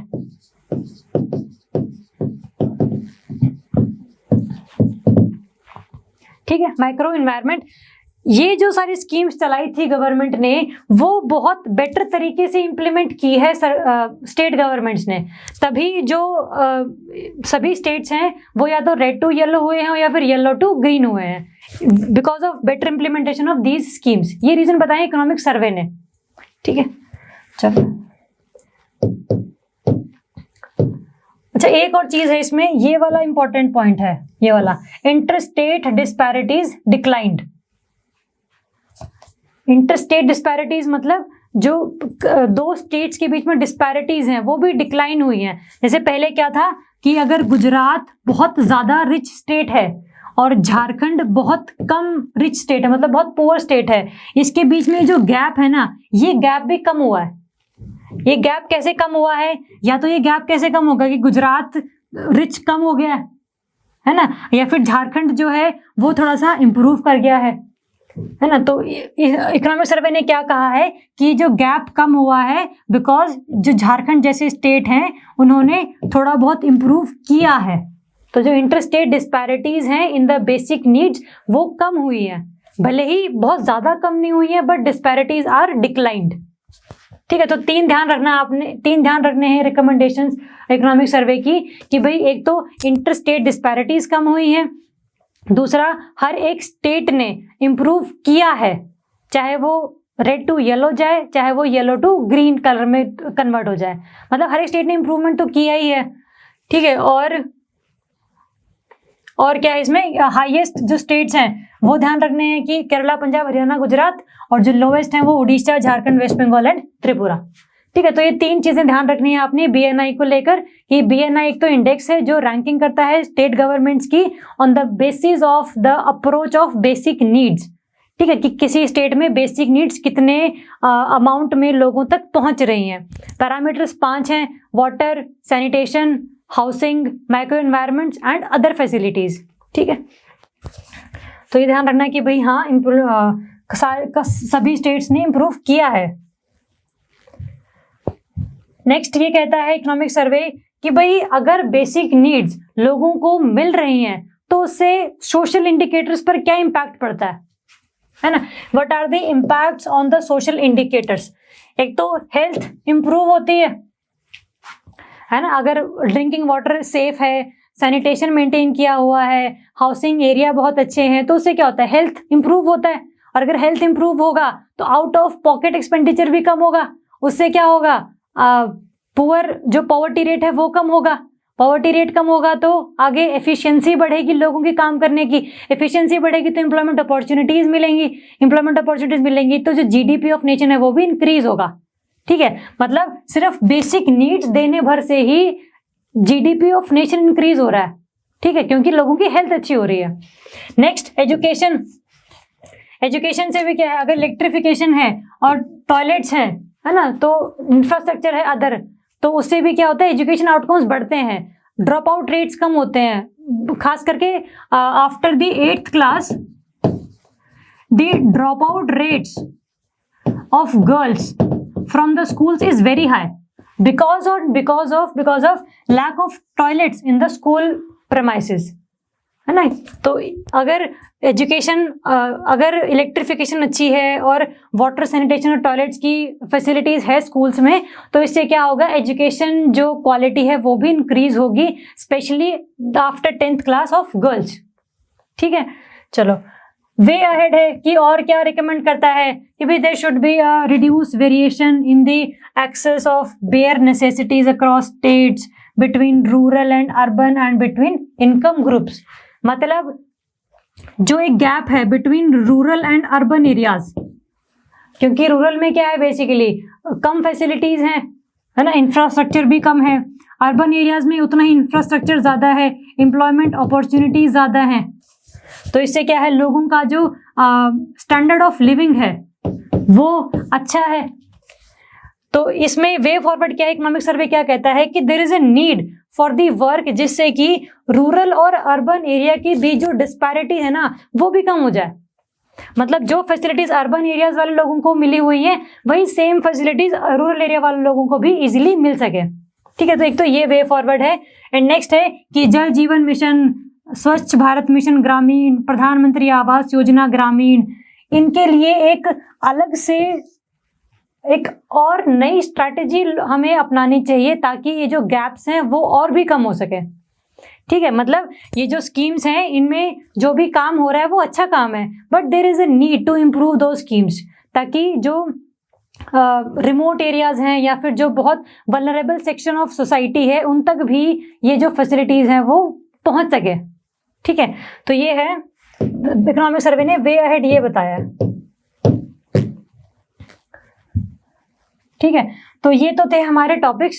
ठीक है, सोशल इश्यूज के जो पिछले हफ्ते में आए हैं, जो हम लोगों ने कवर करने की कोशिश की है। हम लोगों ने थोड़ा सा अभी बेसिक ज़्यादा डिस्कस नहीं किया है कि इनका बेसिक बैकग्राउंड क्या है, वो हम अलग दूसरी क्लासेस में जो है वो टेकअप करेंगे। अभी सिर्फ हम लोगों ने करंट अफेयर पर फोकस किया है। देखो, ये जो करंट अफेयर्स हैं सोशल इश्यूज वाले, इन पर या तो प्री के क्वेश्चंस बनेंगे, जैसे हम लोगों ने एमपीटी वाला किया, medical termination of pregnancy act, या तो आपके इसके अमेंडमेंट्स पूछ लेंगे कि भाई ये दो स्टेटमेंट्स हैं, बताओ इनमें से कौन सी राइट है, इनमें से कौन सी रॉन्ग है, 1 only, 2 only, both 1 and 2 and neither 1 nor 2। जैसे एक क्वेश्चन आया था प्रीलिम्स में मैटरनिटी बेनिफिट एक्ट पर, इसमें भी अमेंडमेंट की गई थी, काफी न्यूज में था ये भी। तो इसका क्वेश्चन बन रखा था प्री में कि देयर आर 3 स्टेटमेंट्स, बताओ इनमें से कौन सी सही है, ओनली 1 and 2, 2 and 3, 1 and 3 और ऑल ऑफ दी अबव। तो जो बिल्स होते हैं ना उन पे ऐसे क्वेश्चन बनते हैं।